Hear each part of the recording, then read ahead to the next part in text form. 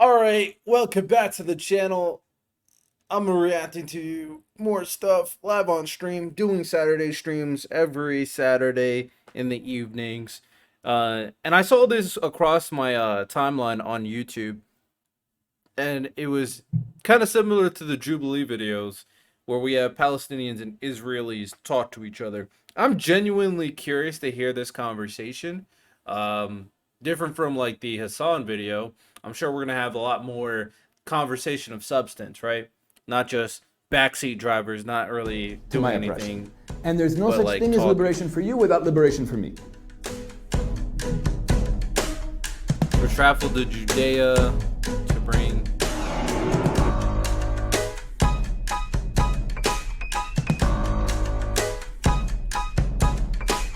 Got all men, no women.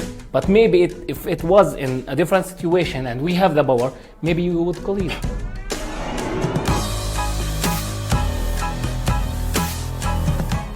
My name is I'm genuinely curious that if people in these situations, because I would have security, I would Rudy 100%. Rockman, and I'm a I'll Jewish be- and Israel rights activist living in Israel. My name is Amir. I'm from Bethlehem and I'm an activist for the Palestinian rights. My name is Yudah Cohen. I live in Judea or the West Bank, and I'm a teacher and peace activist. My name is Malcolm. I'm from Jerusalem and I'm a peace activist. I'm a Palestinian Armenian. My name is David. I live in the Holy Land and I am an explorer. My name is Explorer. Loay. I am from Bethlehem and I'm a salesman in a souvenir shop. Please come and have a seat if you agree with the following statement. The liberations of Israelis and Palestinians are not mutually exclusive. When we think about Palestinian rights and liberations, and we think about Jewish rights and Jewish liberations, that oftentimes we're told by the world that one has to come at the cost of the other. But in reality, I think if we break down what Palestinians truly need and what Israelis truly need, they don't contradict. Yeah. I think to get to that awareness, it's really important for us to really unpack the grievances and aspirations that exist on both sides. The way I would relate to it is, I think we have separate narratives, and when I say narratives, I don't mean one is true and one is not true. I mean that we've understood the last 100 years very differently. And when I say narrative, I mean a series of facts, like a collection of facts that are selectively chosen and contextualized within an ideological worldview. And both of our stories have different facts, but the facts can all be true. We're just taking the facts that we want and organizing those facts in a way that tell a story and that makes sense to us. And I think for the last Fair 100 enough, years, fair what enough. we've been doing is telling the truth about ourselves, but getting it wrong about each other. And it's almost like, I don't know you. In my story, you're just the antagonist, and I'm creating an identity for you in my story, and you're creating an identity for me in your story that have very little to do with how we're really experiencing ourselves. So I think the first step to being able to get past us feeling like our liberations are mutually exclusive is being willing to engage the identity and story of the other without feeling our own stories or identities threatened. I think that we can live together whenever we forget about our pride. Whenever I think about Palestine and Israel, I remember the past. When we had fights and all of wars, if we forget about this and forget about the pride, and just think about you like you are human, just like me. We are the same, but you are from a different culture and from a different culture. We will live together in the same. I do want to say something real quick. Obviously, on my podcast, I've talked about certain dangers, more certain negatives that social media and content creation can have in terms of political discourse, of course. I do say there are positive as well, and this is an example of such positive, right? You have people giving themselves the opportunity to showcase to the world a way of communication that you probably wouldn't get otherwise if it wasn't for individualized content creators, right? I think content creation overall is a net positive. I just elaborate on the negative so people understand them. But we also need to understand that there is always certain political games that even mainstream media brings out to have conversations like this because they do want, like the gentleman over, one of the gentlemen said, they do want narratives depicted in a very certain way based off innate interests, either country, cultural, or societal interests, right? Whereas at the individual level, you don't have the same need to adhere to those interests so you can have these genuine conversations and genuine perspectives, because I always kind of elicit the value of different perspectives and different experiences to grow the framework or grow the image people have in their brain on different situations. That is why this stuff, these content creations, these content creators have an extreme value. This is a perfect example of that. Country, and it will be amazing. Remind me for this intense example. If a woman is raped and she's gone to court to ask for justice for against the rapist.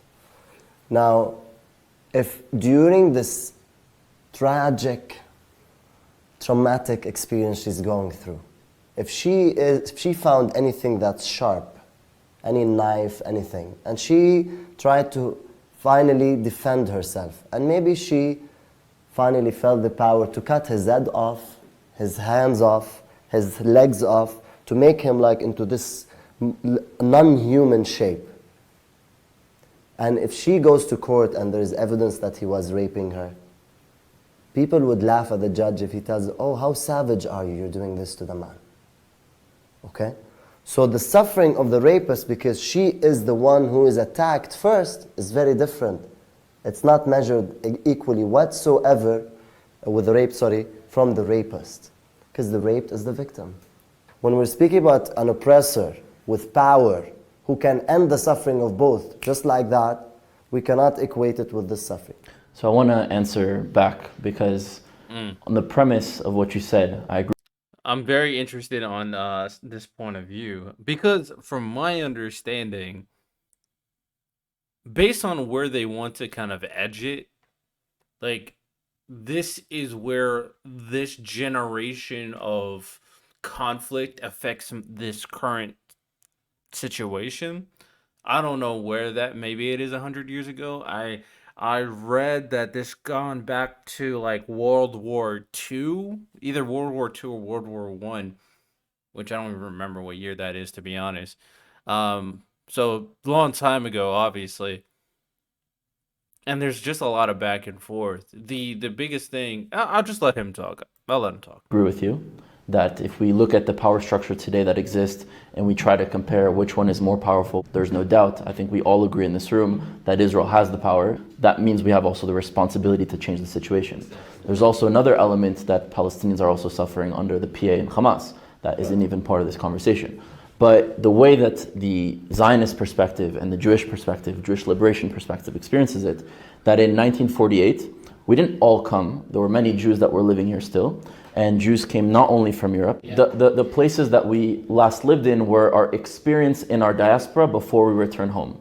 However, in 1948, when we created a state, the war begins because we create a state. And not all the Arabs, not all the Palestinians are against it, but the leadership are against it. We're faced in a war, and the consequences of those wars in 1948, in 67, and in 73 have resulted in the creation of the status quo.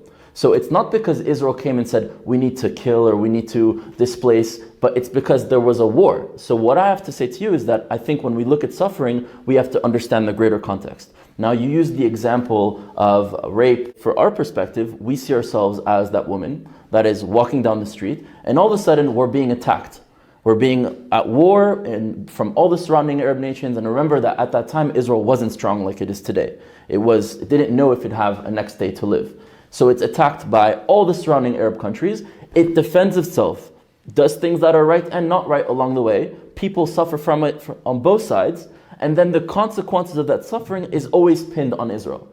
And I think there has to be an understanding that there is a greater context, that Israel didn't come out of the blue, Jews didn't come out of nowhere and say, we need to cause that suffering. There was a context that existed that forces both of us to fight. And I actually think that that fight did not stem from Arabs and Jews, because historically we're cousins and we come from the same lands, we come from the same culture, we have very similar language, salam alaikum, shalom aleichem, khamsa khamesh, we're very similar people. I think outside forces wanted us to fight each other, to be in conflict with each other, and still profit till this day from that suffering. I'm not mad at that perspective, right?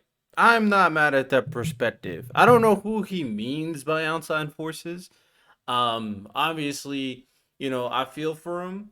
I am if he was referring to America and America, played a part in causing the conflict. I would love to hear how, obviously. But to be fair, he could not be talking about America and he could be talking about different people. But like you said, very complex situation for both sides.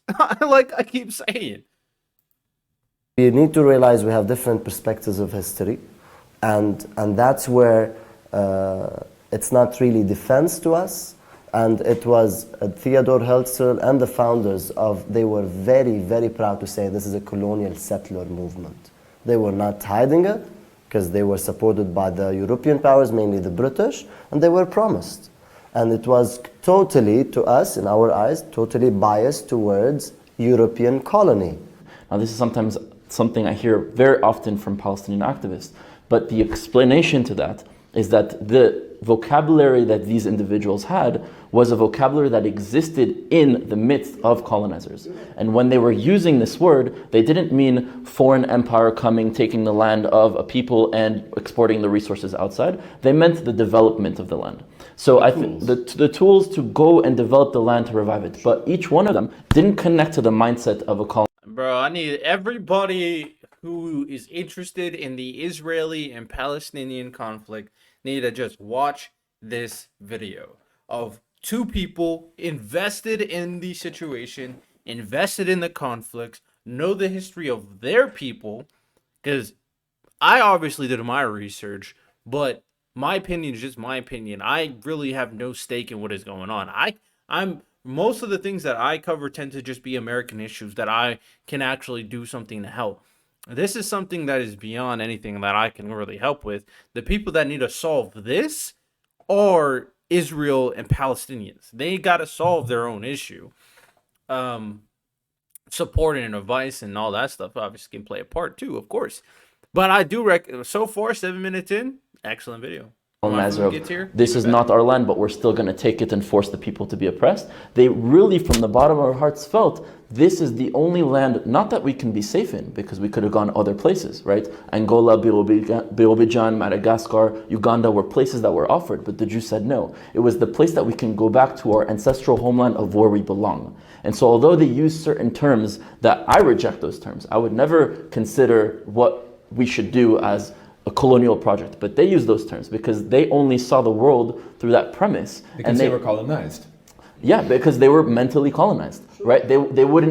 Most of them didn't speak Hebrew, right? That's our language. Our tongue was colonized. Our minds were colonized, not only physically, but also emotionally, mentally, and even sometimes spiritually. And so right now we're going through a process of decolonizing, which is why someone like me looks back at that type of literature. I understand the premise and I connect to it, but I completely reject that idea. And I also reject a lot of ways that things did happen in practice, that certain individuals, whether even the government did. So for example, I'm completely against the British parliamentary system that exists today. It's not a system that works for Middle Easterners. It's not a system that works for Jews or for Arabs. We need to have a conversation of what kind of government we can create here that not only works for Jews, but also others that live in this land. And have a conversation of what is important that the Palestinians need and what is important that the Israelis need. Great points. And I think the bottom line is that they don't contradict. The truth is, we have a story that I feel that in order for us to have this conversation, I need to share. That the oppression we, in our heads, are still suffering from is one that goes back thousands of years. And when we come back to ourselves, when we come back to our land, when we experience the material liberation that we experienced, having an independent state again, coming back to Jerusalem, still didn't help us liberate ourselves psychologically or decolonize our identity. And I think that right now, a lot of when I've had these conversations in the past, the conclusion I came to is that a lot of the material expressions and manifestations of oppression that Palestinians have expressed to me and complained about to me are actually expressions of a Jewish identity crisis. Meaning in 1967, we came back to the West Bank, to Judea and Samaria, to what we consider the cradle of Jewish civilization. But we didn't know what we were doing here. We've been dreaming about these lands for thousands of years. We've been talking about coming back to Bethlehem and coming back to Hebron and coming back to Shiloh and Jerusalem on the one hand. But on the other hand, the Americans and Europeans don't want us here. But on the other hand, we need the mountains overlooking our densest population center to protect ourselves. But on the other hand, there are all these Palestinians here. What are we going to do? Are we going to make them citizens? Are we not going to make them citizens? Are we going to say we're leaving soon? So for the last 50-something years, we've been doing everything and nothing and maybe pretending one thing and not. So in many ways, I acknowledge Palestinians are victims of a Jewish identity crisis, but part of our oppression is the identity crisis. And if the Jewish people can liberate ourselves from that identity crisis, I think that would have an impact on how Palestinians are experiencing Israel, and it would definitely eliminate most, if not all, of the material expressions of oppression that you're experiencing. We have to always think long term and not think about the past. So we have to compromise the past and think about building a better future for us and yourselves, because both sides have lost something valuable to them. So we have to compromise this idea, this thought that's sitting in our mind.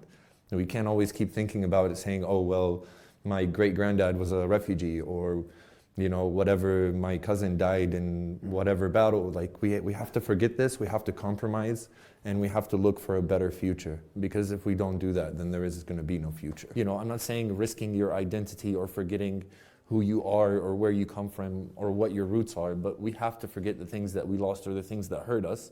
That way we can move towards a better future. This is a really great point. When it comes down to conflict, when it comes down to war, there's really always two ways to go about everything. Complete annihilation, complete victory, or peace. And peace is going to take you, not forgetting, but coming to terms with what happened, with what goes on. It's hard. Human nature, very complex, obviously. It's hard to really say that people should just let live, right? But sometimes you got to let that out. Like maybe Luai is saying we need to let go of materialistic stuff such as land, house, whatever was taken, for example, from us Palestinians in particular, or for the Jewish people, maybe this, when they were here 2,000 years ago, it's their land, etc. And so they want the land back. But I think what we need back is identity. What we need back is dignity. What we need now is internal value. I think the question of liberation for Palestinians and Israelis needs to be treated very much individually. On the Israeli side, first of all, so there's a movement called Zionism, which in its broadest definition means the belief that the Jewish nation has the right to return to its ancestral homeland and to express political sovereignty there, in some borders. In concept, that is a just theory. It is a liberation movement, and it's been, in practice, on one level, phenomenally successful from the narrow point of view of its own interests. It's provided state-of-the-art, powerful military, a booming economy, day-to-day, yes, there's problems and major security challenges, but day-to-day security for its citizens, a refuge for Jews from around the world to escape to and have the right to live in. So in its concept, it's just, and its practice, in terms of its interests, it's been phenomenally successful. However, there is an irony. If Zionism is about self-determination, in as much as identity is a function of creating the boundary, the relationship between where I, as an individual or community, end and the rest of the world begin, our identity is still being defined by the fact of a quote-unquote enemy population who live next to us. And so we come back to create our own future, to express our pure identity, to have our own control over our destiny, and de facto are defined in our identity by how we respond to a challenge in our environment. And until that gets resolved, Israelis don't have full liberation. They have a fake, mirage liberation, where they think they're expressing their identity, but are in fact defined by the Palestinian people. If Israel, which has the power and therefore I feel like the responsibility to initiate liberations for both people, is willing to take responsibility for that question. How do we express our dream in this land while actually expressing our identity without being defined by the other, and allowing the people who already were living here, whether we like it or not, to be liberated? Until that happens, Israel is not actually experiencing the liberation that it's designed to provide for the Jewish people. I think Zionism is one of many Jewish liberation movements. We talk about it a lot because it succeeded where others failed, but it really needs to be understood. When we tell our story, Zionism didn't start out of the blue. From the time that the Romans displaced us from this land until Zionism, there were at least 12 or 13 Jewish liberation movements that tried to restore Jewish independence to this land. They failed. Over and over again, they failed. The one that succeeded was Zionism. So we speak about it, and many people call themselves Zionists still to attach themselves to that success. But the reality is, it was one of many liberation movements, and it succeeded, but it finished. And today, if we want to move forward, and if we want to move forward together, we have to acknowledge that it finished, and whatever we create in its wake has to be able to protect Zionism's positive achievements while correcting its flaws and actually answering the questions that Zionism does not have the intellectual tools to address. I personally know someone who was killed by this conflict. So I've had 4 friends in the last operation in Gaza that were killed. I have my officer who also wasn't killed but received a bullet through his throat, and today can no longer speak because of it. And a lot of people who have experienced suffering from the Israeli side, not everyone, but a lot of them, see their suffering as blame on the other side, and we have to demonize the other side because all of our suffering comes from there. The way I've experienced it and been able to deal with it is this suffering is not caused by the people, but is caused by the conflict, and I have to be able to separate the two. Because the only way to change the conflict is to one day come together with those people and change the reality. I have to bring this up, and this reminds me, should I say it? No, I won't say it. If you want to know what I said, if you know what I'm thinking, if you want to know what I'm thinking, comment in the comment section if you know what I'm thinking. Because suffering is experienced on both sides. Okay, so I have 3 friends from the same family of me. I'm from family Hamamra. They are from the same family, and they were killed, the 3 of them, in 2014 by Israelis. And it's not something personally. In the same time, I know another girl named Q, and she had an American friend visitor coming to Israel, and there was 2 Palestinian guys saw them, and they tried to kill them, and they killed the American citizen that is coming here to meet her friend Kira. So I think that Palestinians hurt Israelis and Israelis hurt Palestinians, and we killed each other enough. So let's just forget about it and start a new life, just because I care about the future more than I care about the past. But you want to make the future not like the past. Yeah, exactly. So you have to know about the past. I think the only thing I would add to what you guys are saying is that it's not enough just to acknowledge that we're both suffering from the conflict and we've both lost people. I think it's important to try to understand what are the conditions that drive us into conflict with one another and who benefits. Because at the end of the day, I do believe that there are people who benefit from our conflict, and unless we're able to identify that and break free of that, we're not going to be able to end the cycle of violence. Yeah. So we both are victims. So let's stop just killing each other, and let's start making ourselves not a victim anymore. Just living a true, real life with love. That's all. Yeah, I agree. My cousin's godfather, who baptized my cousin, he was shot and killed. And I know him because he was always very friendly with our family. He was always very welcoming. He was always there around Christmas, so on, so on. And my uncle, my mother's...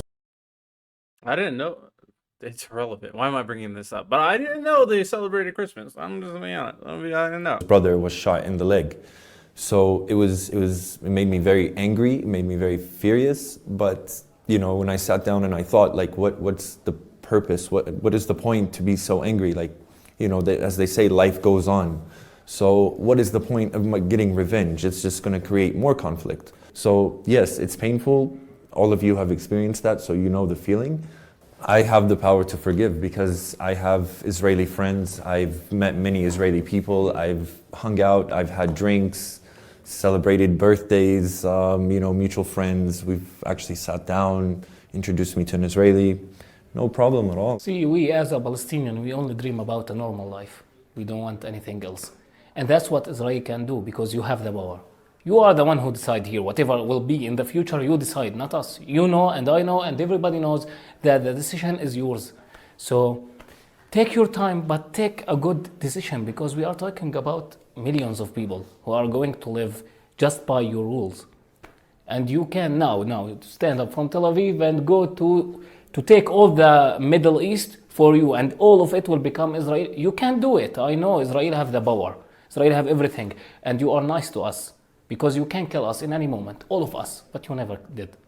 But maybe if it was in a different situation and we have the power, maybe you would leave. Let's end this fight. That's all. I had a friend a few years back. He was 19 years old, a Palestinian I like refugee. the positivity with And seemed like a happy young adult. He was an actor in theater. He came from a fairly middle-class, stable family.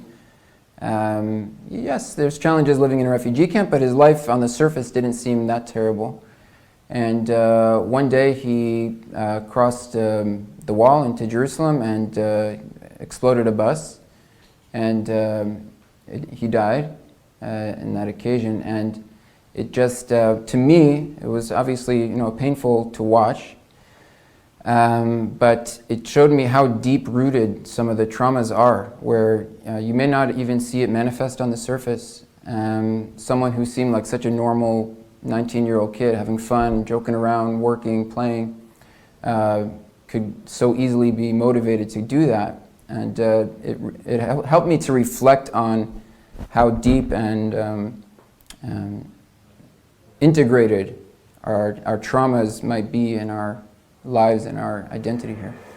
Both peoples have experienced a lot of pain due to this conflict, but in order to move forward, we cannot let our suffering hold us hostage.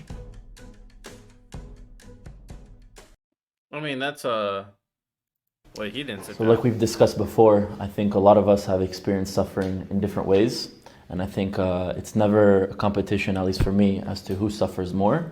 For me, it's more so what is the current situation, who is suffering and how can we end that and change that in order for both to move forward. Because a lot of people on the Israeli side don't know about Palestinian suffering and don't care about it in order for them to move forward. And a lot of Palestinians don't know about Israeli suffering and don't care about it in order for them to move forward.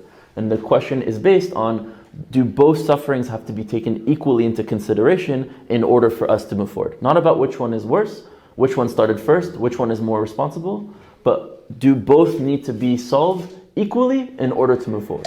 For me, I am willing to compromise. Yes, I know people on a personal level. My uncle, which is my mother's brother, was shot in the leg. He's fine today. He's able to come and go. I know friends who have family relatives who were killed and so on and so on. So this is tragic for me, as you have also experienced the same, which is also tragic for you. But can you and I compromise this? In what way? I think that we can move forward. I think that in my experience, I'm only meeting you today. In my experience, engaging with other Palestinians who have other stories and experiences, etc., I have found that really what's most important to me and what's most important to them aren't in conflict, and that we can move forward. And there are certain things I imagine I and everyone here would be willing to compromise, and certain things we wouldn't. Yeah, I think for the most part, like all the people here understand how much suffering is going on. But the big topic of conversation is how do we compromise, right? Be willing to compromise. I'm concerned that without qualifying the statement and being very specific and very clear about what I'm willing to compromise, then it can be very easily misunderstood and counterproductive. So related to this question, about the past and the suffering, for me, I'm willing to compromise. I'm willing to move forward for a better future. So, being that my cousin's godfather was killed, life goes on. It's not the end of the world. You know, people die of cancer, people die of flu, people die, you know. So you're willing to compromise on revenge?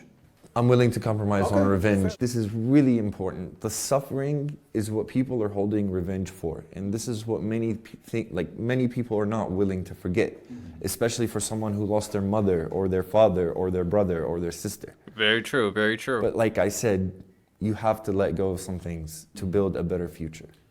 I agree with you. I think in this conflict and generally in human nature, very often suffering is used as currency or leverage in a conflict. And especially given the unique circumstances of both belligerents in this conflict here, the Israelis and Palestinians, suffering is at the core of our identity. I could say, as someone who's Jewish, that suffering is one of the fundamental building blocks of how our identity not necessarily was originally designed, but has emerged. Suffering is a tremendous unifying factor. It informs the way that we respond to the world, the way that we see threats, the way we've organized society in Israel. When suffering is a currency, it has value in your leverage and your position, in the rightness of your position, and in the rightness of the nature of your identity. It's very hard to give up on. But we take responsibility to create who it is we want to be in the world. That process is the process of peace.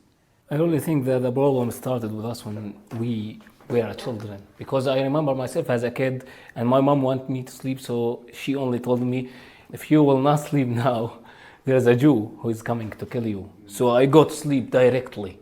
See, so the problem is That's such a good point. It really starts at childhood, framing who you become. Just picture it in your mind of people who grow up constantly being reinforced by their environment, by their parents, to think a certain way, to frame a certain level or certain type of morality, and figure out what is good and evil for them specifically because of what their parents believe, of course. Just imagine how you grow up thinking that Jews, Israelis, Palestinians, Islamists, they're evil. And until you're an adult is when you are finally able to understand. Even like young 19, 20-year-olds don't understand. They don't know shit because they haven't experienced shit. The reason why him and other adults are able to understand this is because they've experienced enough life to understand how this cycle of violence is not productive for society. Again, reinforcing the idea that perspective is what is going to change our ways of thinking, experience, hearing, listening, understanding these different perspectives. we are children, we are afraid of each other. So what's about now? Let's learn how to love each other, and that will end. Or at least how to understand each other. Exactly. And engage the identity that the other experiences himself as. Why, when I dream about a Jew, I think, oh, that's a nightmare. Why? We have to learn how to love each other. I dreamed about a Jew. Okay, maybe he will be a friend one day. For me, the point is that we rise as children, hating each other and looking at each other. I'm better than this guy. He's better than me. I'm Muslim. I'm special. I'm Jew. I'm special. We are not the same. I'm better. He's better. That's the problem. The problem that we are looking at each other at objects. So as a Jew that grew up most of my life in the diaspora and moving all around the world, I was never taught to hate Arabs or Palestinians, but I also never heard about their struggle, their narrative, their identity, or anything about them. So going into the army, ironically enough, was the first time I actually was able to engage in Palestinians and actually see them as real human beings in front of me. Now, of course, the power dynamic wasn't ideal to create conversation and to truly understand, but through that experience, it started to open my mind. There is another population that exists here, and although I've experienced them sometimes as the enemy, I've never been taught that they were the enemy, that they were fundamentally bad. And the only way for us to move forward is not to focus on our governments telling us what to do, but from the population, from the ground up, to be able to build relations together and have a vision of what type of future we'd like to create. For 19 years of my age, I never met a citizen, Israeli citizens. I always meet just army, military, Israeli people. That's the problem. We should connect to each other more. I'm a geopolitical tour guide. I do dual narrative tours, Israelis, Palestinians, different perspectives. And I believe in truth. I'm not saying absolute, but I believe in facts. I mean, how do we know what we know, which is the study of epistemology and philosophy? How do we know how do we make sure what we know is fact? And the second is to realize that we both have different perspectives of history. So you just mentioned, for example, we were attacked, we had to defend ourselves. All right, we're back at it again. For us, this is a myth. We even laugh. Because in 1947, over 300,000 Palestinians were already kicked out before any war erupted, including my own family. We need to realize we have different perspectives of history, and that's where it's not really defense to us. Our experience is that in 1920, your people massacred us. In 1929, your people massacred us. In the late 1930s, your people were massacring us. And within our community, at that time, there were many internal debates. Do we fight back? Do we not fight back? Do we rely on the British to keep order? Do we only fight back when we're attacked, or do we initiate attacks on the communities that attacked us? These were very deep, very divisive debates within the Jewish community here. You know, you said before that the Europeans, especially the British, were favoring us. It's interesting, when we learn the history, and we learn about the 1920s and 30s and 40s, we're learning that the British were pro-Arab. And you're learning that they were pro-Zionist. You know what they really were? They were pro-British. And sometimes they would say things that sounded pro-Israel, just like the Americans today. And sometimes they'd say things that sound pro-Palestinian, because they were advancing their own interests, and they were forcing us into conflict with one another, because that's what the British do. That's what imperialists do. They divide and... He's not wrong. I will say there's another level to this, right? Because obviously the Americans are being painted in a one brush. And it's not that, I mean, it's possible certain people are trying to benefit. I'm not going to deny that that is not a possibility, of course. But it's not that every American's inherently trying to do this. It's more so that Americans are also divided on the issue. I just want to point that out there because a lefty liberal who's pro-Palestine is American. A righty who's pro-Israel is an American. So it's going to look like Americans are speaking on two sides of their mouth. And I feel like it's probably the same way for the British too. So I'm like, there's nuance behind that. But I mean, I understand where they're coming from because this is our situation, right? So rule native I just wanted populations. to point that out. And we fell for it. Zionism, from the left to the right, did not formulate any solution or even have a meaningful conversation about what would be with the non-Jews in our land. And I think that's one of the most important conversations that Israeli society needs to have right now. But I'll also say that there was a group that might not be considered Zionist, depends who you ask, the Lehi, the Lochamei Cherut Israel, the Fighters for the Freedom of Israel, or the Stern Gang, that actually did formulate a position that did include a certain amount of Palestinians in their ranks. They were their political party in 1948 was one of the only political parties that included both Jews and Palestinians on their list to Knesset. And they did have an ideology of Semitic unity, and they did have an ideology of inclusion, and an ideology of fighting the British together, not just Jews and Palestinians, but also Egyptians and also Kurds and everybody in the region. And in 1948, before the war happened, they put out leaflets. I have copies I can show you in Arabic, saying to the Arabic-speaking peoples of Palestine, do not let the British manipulate you into fighting us. For years, we've been fighting against them. We don't see you as our enemy. But if you allow them to manipulate you into fighting us, we will fight you like we fought them. And that's exactly what happened. Regarding the context, Palestinians are in a different need for a liberation. We need a liberation because we're the victims, we're the main oppressed.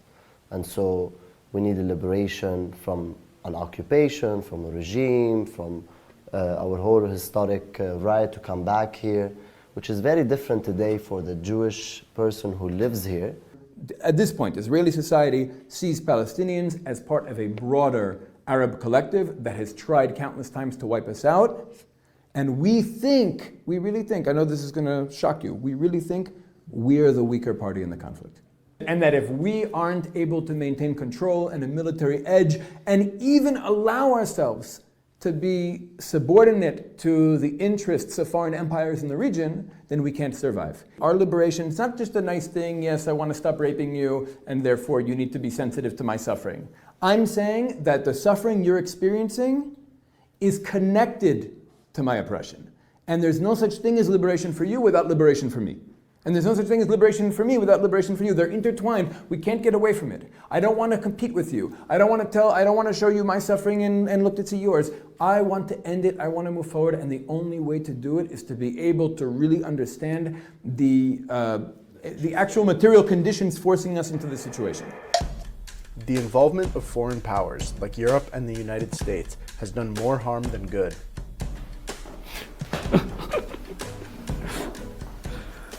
So you were most enthusiastic, so you should start. Until today, we have the American intervention. We had before the British as well as European in general. So we see it as a huge negative influence from.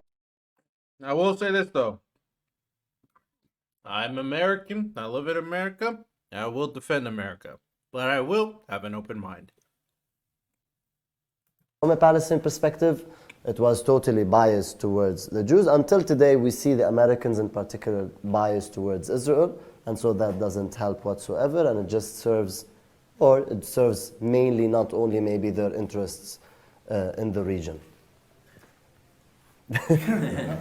So I think that a lot of things exist today that cause both the Palestinians and Israelis not to be able to have conversations with each other, not to be able to see the suffering and the aspirations of each other. And a lot of those reasons is because of foreign powers. So for example, something that I'm very openly criticizing all the time is the US foreign aid that is given from the US to Israel. Now, why am I against that? Because in theory, I want Israel to be supported in any way from whoever, but it also comes with a cost. It means that 90% of that money or more, a little bit less, plus minus 90% of that money is not actual money. It's credit that Israel has to use by buying weapons from the US. And what does that cause? You think that the US wants to give us weapons for free? It causes us to be dependent on the US and allows. Which is true, which is fair. I will say though,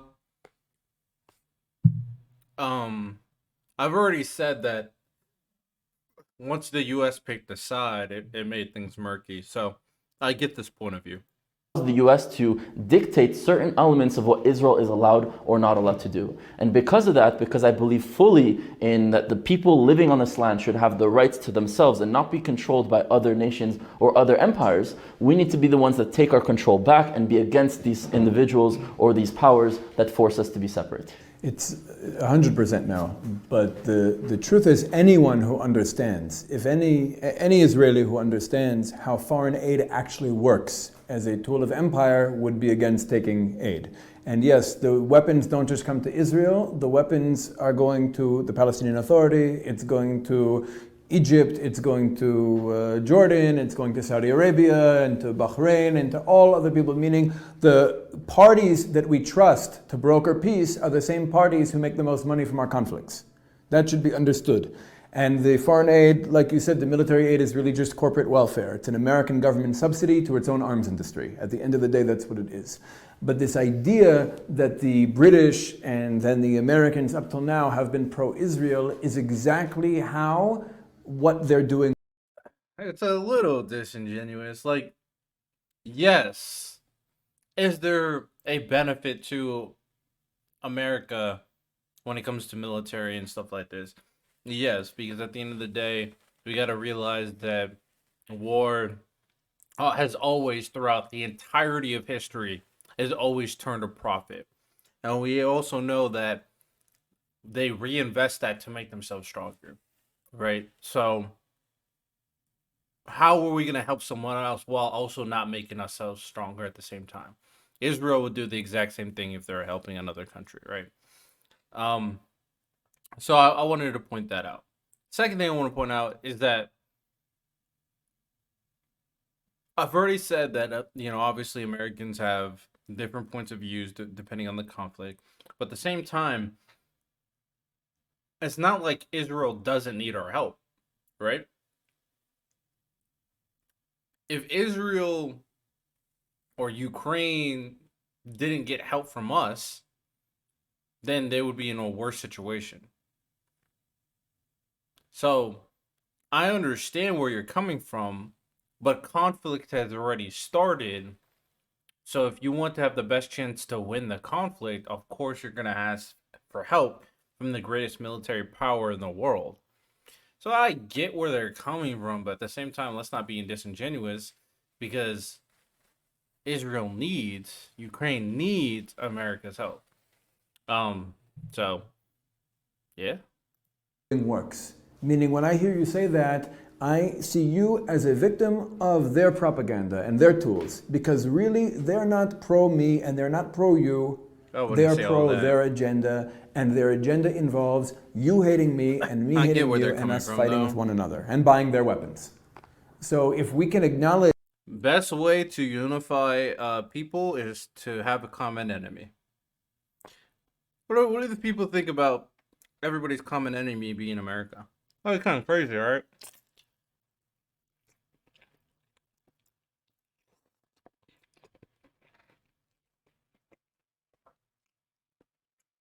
We're kind of seeing that right now with like the BRICS empire, as they say.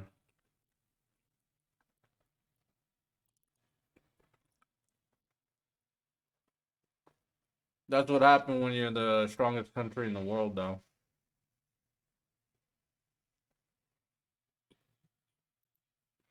That they have their own agendas, which are not a Zionist agenda or an Israeli agenda or a Palestinian agenda or a Muslim agenda. It's their agenda, and that we're all being victims of the agenda, and part of us breaking free from that victimhood is acknowledging what they're doing and how they're doing it. At the end of the day, the nature of geopolitics in the world is that smaller states, and we're both smaller nations, exist in a hierarchy that's organized by greater powers.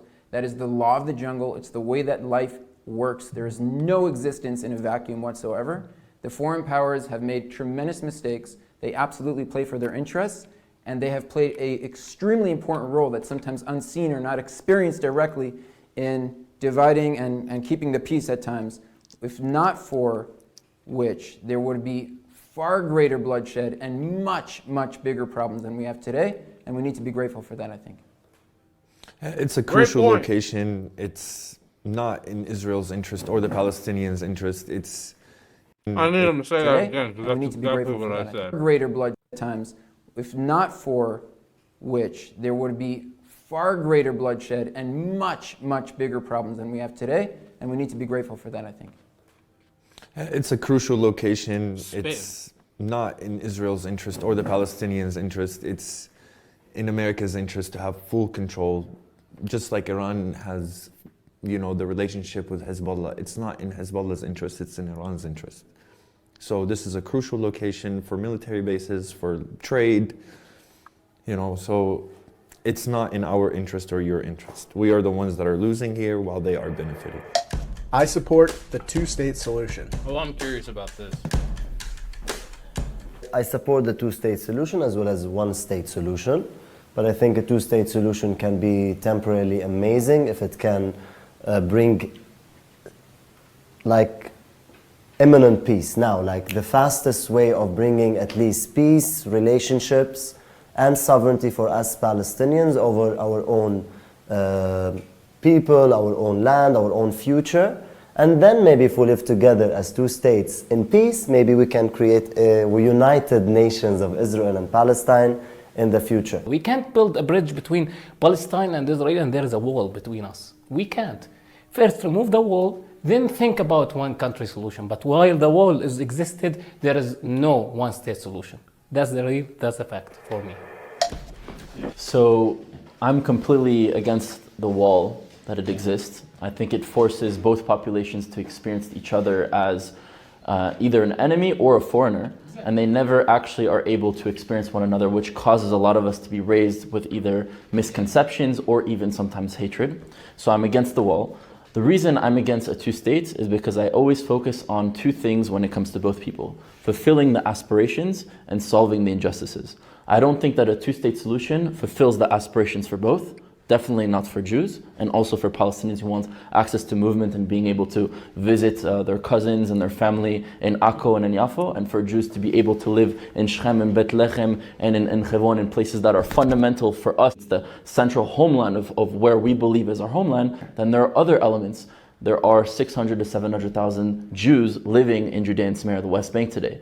The reality is that they were not going to be removed. And also there are security issues that exist for Israel. There are so many issues that don't actually help us solve the problems that we experience, because we just continue to be two states, now enemies in the state format, and doesn't allow us to fulfill the aspirations. And for that reason, I'm against a two-state solution. I actually think that the two-state solution comes from abroad. It doesn't even come from the people on the land. And what's most important for you, both of you, and correct me if I'm wrong, is solving the situation that exists for the Palestinians today, ending that suffering, and being able to achieve a better life, to live together on this land as an equal and... I mean, they're blaming foreigners a lot. I see why they would. Because there needs to be... I'm trying to be understanding. I do think there is problems with the two-state solution after thinking about it. Kind of think of like North Korea and South Korea. There's constant tension, but there is understanding. That's why there's not a war going on between the two countries, because of that understanding. So honestly, I think the same thing would happen with Palestine and Israel. There would be an understanding. People who need to migrate just have to migrate. The people who can't access their certain places just can't go back to those places. Ultimately, sometimes you have to do something that is for the greater good, and it just may be the greater good that a two-state solution exists, because getting all the people on board for a one-state solution seems impossible. Prideful individual, giving back the humanity, giving back the pride, no more humiliation, giving back the identity, living free and feeling like whatever the name of the country that you exist in, I feel proud to be here, and I feel that this country is protecting me and representing me. And I think that can exist with creating not necessarily one or two state, right? It's not black and white, but creating a civilization that is more native to how we live, that includes all of us living in it, and allows Jews to experience this as the reestablishment of their civilization, and allows the Palestinians to experience this creation as their homeland as well, and a place that they can be equal within. And that is something that I support. And I don't think it's necessarily by imposing one state, two state, three state solutions now. I think we need to start having conversations amongst ourselves to figure out what do we need to start building and what do we need to start changing. And I think only with that route can we actually get to somewhere. From what I understand, what both of you expressed is that it's not that the two-state solution is an ideal. It's what you think is most possible right now. Because there is a wall between two places. Let's take down the wall. Then you can do a one country. Thank you. Problem solved. I'll tell you that right now the truth is, I believe a two-state solution is impossible. I think a one-state solution is impossible. I think the status quo is impossible. I think that there is no solution that is possible until we fix the relationships between us. I think if we want to find solutions that could work, first we have to improve the relationship dynamics and get to know each other and not be afraid of each other's stories. And a lot of what I experience from you is fear of our story. And it's not only you. I think on our side we have a lot. From what I've heard, what's important to you is to live in a democratic society where you have full equality. What's important to us is to feel the correction of what the Romans did to us, where we've rebuilt our civilization. We have to think about what we can do. And what we can do right now is not to make this solution or that solution. And the two-state solution is, of course, the solution of the West. It's not our solution. Yeah. Just like the British and French drew lines all over the map and created artificial states based on artificial identities without taking into consideration the alliance, the cultures, the values. To be fair, yeah, that did happen.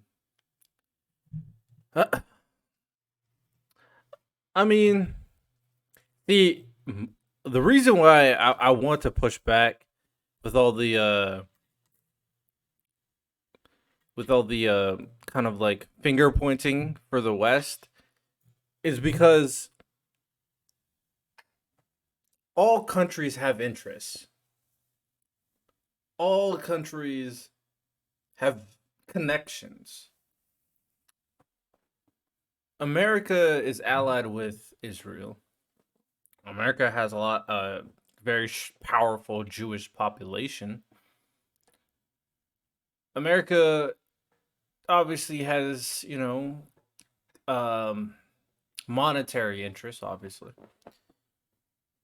The two-state solution is only proposed because it makes the most sense to divide the individuals that want their own rights.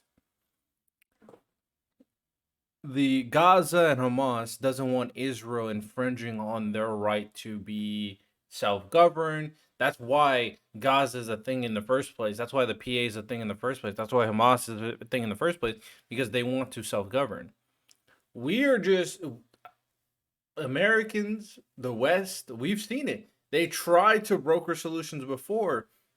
It was the people themselves that didn't want unification. They tried the two-state. Palestinians said no.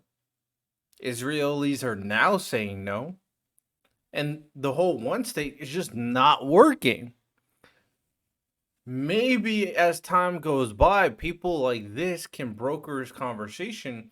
But until any of you are able to influence the powers to be, then and help them change their mind, we're just going to hit back to square one. That's just what's going to happen. The allegiances, the tribal associations of any of the people that they were making states for. That's the two-state solution also. But we are already separate about each other. So, well, let's not be separate, because we have to, let's not be separate. He's saying that this is the solution, so we are not separate. Right. The two-state solution keeps us separate. The two-state solution reinforces a separateness, and it doesn't just separate me from you. It separates me from Hebron. It separates me from Beit El. It separates me from Shiloh, and it separates you from Yafo, and it separates you from Tzfat, and it separates you from Beersheba. And I'm saying that you can't be separated from those places, and you can't be separate from me. If Israel agrees to do it, I think it can be a fast relief from the conflict, and then hopefully if we live together. So that's how we stop anybody who's abusing in our lives. We're determined to resist the two-state solution. Sure. But I'm saying... No, not sure. We are determined to resist the two-state solution. Are you determined? Sure. I am determined to resist the two-state solution, and you have to understand, we don't relate to this land as real estate. This isn't like territory, you called it a material thing. This land is our soulmate. And we're not willing to divide it, but I do want to include you in our society in a way that's dignified and It sounds like you're too committed. I mean, it sounds material. That's what it sounds like. You're so connected to the land. Are the rights of the people versus the innate need to adhere to your Jewish identity, basically, which is more powerful? We gotta think bigger than these superficial wants, basically. I'll be honest. You gotta think beyond that. in a way that's equal and in a way that allows us to move forward together. How is it going you try to to be talk equal? to me about dividing a land, that's going to be a fight. And any of our leaders who've agreed to or offered a two-state solution in the past were acting against the interests of our people and betraying our history. But you're saying it from a mean, place of not exclusive, not excluding, which is beautiful. So I just hope this. Please. The thing is that you have so many Israeli Arabs. If there was a two-state solution, Israel, where are you going to go with all these Arabs? You're just going to kick them out and send them here to us? I'm not for a two-state solution. Yeah, I'm talking in general. Clear. You're talking about over 500,000 people. Where are you going to go with these people? We are too integrated. We were always integrated. Arabs and Jews have always lived together. It is possible and it's the best solution. But like he said, with dignity, and it should be equal. The communities we come from criticize us for normalizing relations with the other.